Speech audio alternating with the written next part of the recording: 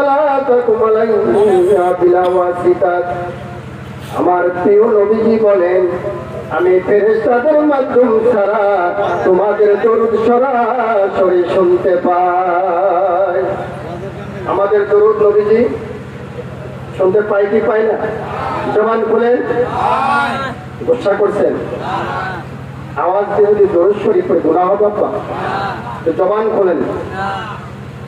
কিতাবের নাম জালালাহুল আফরাম, লিখেছেন ইবনে কাইয়িম মুহাদ্দিস কিতাব।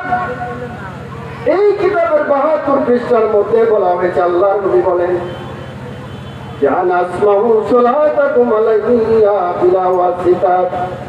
আমি ফেরেশতাদের মাধ্যম ছাড়া তোমাদের দরুদ সরাসরি শুনতে পাই। আমাদের দরুদ নবীজি কি? নবীজি হায়াতুন নবী না মুর্দা নবী? জবান খুলেন।